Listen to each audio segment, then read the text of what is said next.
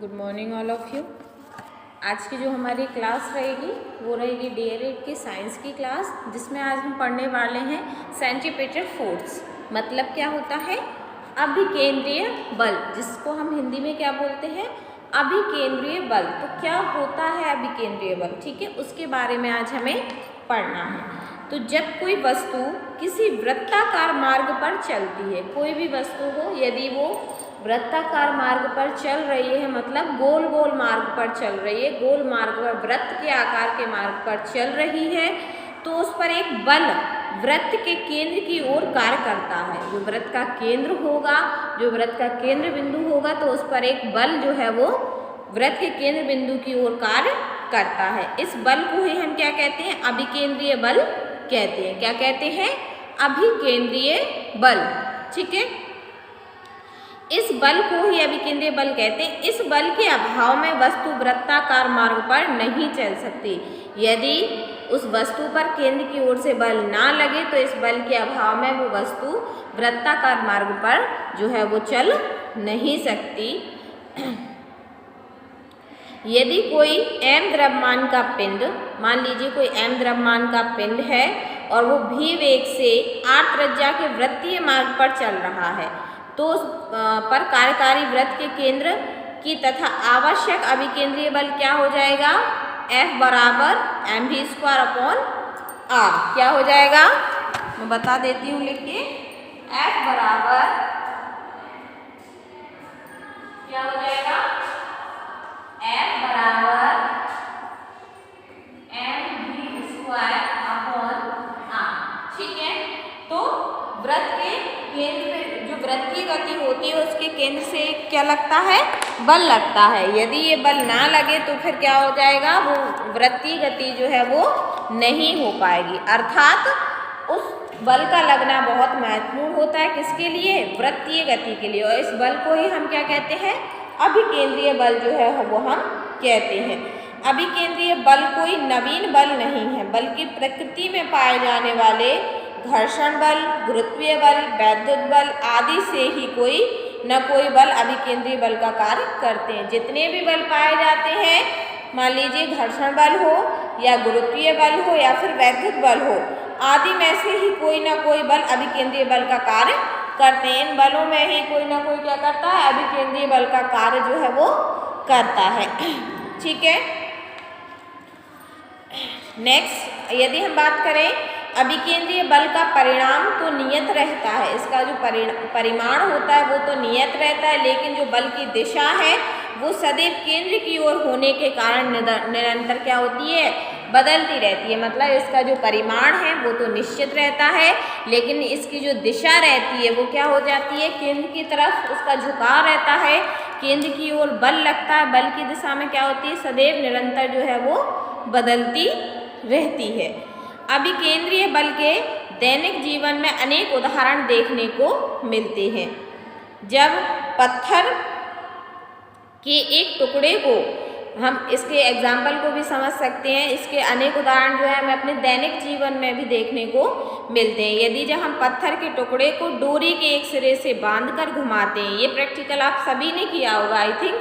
जब हम किसी भी पत्थर के एक टुकड़े को अपनी रस्सी में बांध लेते हैं और घुमाते हैं, तो हमें डोरी पर तनाव लगाना पड़ता है। यही तनाव अभिकेंद्रीय बल का कार्य करता है। उस डोरी को गोल गोल घुमाने के लिए हमें एक बल की आवश्यकता होती है, एक तनाव लगाना पड़ता है। इसी तनाव से क्या होता है? यही तनाव अभिकेंद्रीय बल का कार्य करता है। गति के दौरान यदि अचानक डोरी टूट जाए तो पत्थर पर लगने वाला अभिकेंद्रीय बल समाप्त हो जाता है। यदि हम उसको घुमा रहे हैं और घुमाते घुमाते यदि हमारी डोरी टूट जाती है तो क्या होता है? अभिकेंद्रीय बल समाप्त हो जाता है एवं यह वृत्त पर स्पर्श रेखा की दिशा में चला जाता है। कि नेक्स्ट यदि एग्जाम्पल की बात करें, कीचड़ पर तेजी से चलती हुई साइकिल, स्कूटर के पहियों द्वारा कीचड़ के कण ऊपर की ओर स्पर्श रेखीय दिशा में फेंक दिए जाते हैं। आपने देखा होगा कि जैसे हमारी गाड़ी या साइकिल कीचड़ में जाती है तो उसके जो कीचड़ रहता है वो बाहर की तरफ, ऊपर की तरफ क्या हो जाता है? फेंक दिए जाते हैं। यही कारण है कि इनके पहियों पर मड गार्ड लगाए जाते हैं। अभिकेंद्रीय बल के और भी अनेक उदाहरण देखने को मिलते हैं, जैसे कि पृथ्वी का सूर्य के चारों ओर चक्कर लगाना, ठीक है, ये भी अभिकेंद्रीय बल है।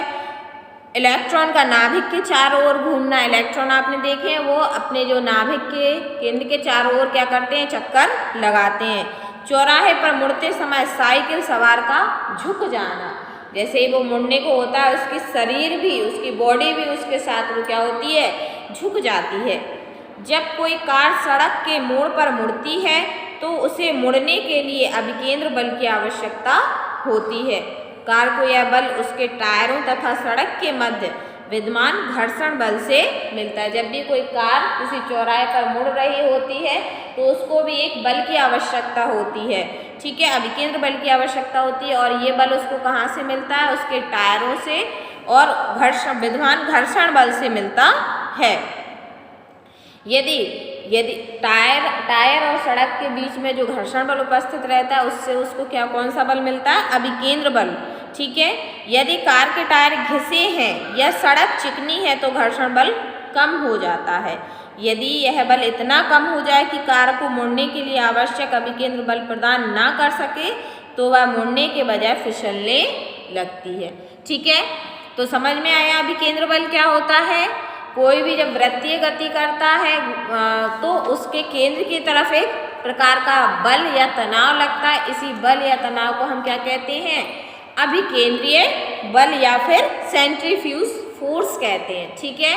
और इसका फॉर्मूला यदि कहें तो F बराबर mv²/r होता है। अभिकेंद्रीय बल बराबर क्या होता है, F बराबर mv²/r, ठीक है। इसके हमने एग्जाम्पल देखे, सड़क पे गाड़ी का मुड़ने के लिए भी किसकी आवश्यकता होती है, अभिकेंद्रीय बल की। और ये अभिकेंद्रीय बल कहाँ से मिलता है, गाड़ी के पहियों और सड़क के बीच जो घर्षण बल उपस्थित होता है वहाँ से इसको क्या मिलता है, अभिकेंद्रीय बल जो है वो प्राप्त होता है, ठीक है। तो आई होप आपको ये समझ आ गया होगा अभिकेंद्रीय बल। आज की क्लास में इतना ही। नेक्स्ट क्लास में हम इसके बारे में पढ़ेंगे अपकेंद्रीय बल के बारे में। अपकेंद्रीय बल और अपकेंद्रित बल दोनों अलग हैं। देखिए, अपकेंद्रीय बल को बोलते हैं हम सेंट्रीफ्यूगल फोर्स, जबकि अपकेंद्रित बल को बोलते हैं सेंट्रीफ्यूज फोर्स। दोनों के बारे में हम उस दिन नेक्स्ट क्लास में जो है वो चर्चा करेंगे। आज की क्लास में इतना ही। Thank you. आपको बाबा क्या बुलाते हैं, कैसे बुलाते, बुद्धा। आपने क्या खाया आज, मैगी। और टमाटर कैसा खाती हो आप, कितना सा, छोटा सा। और आप मम्मा को प्लीज कैसे बोलती हो, क्या, आटा दे दो, आटा दे दो, कैसे बोलती हो प्लीज, बोल के दिखाओ कैसे बोलती हो। तो पहले बोल के तो दिखाओ, पहले प्लीज बोल के दिखा दो। नहीं, अरे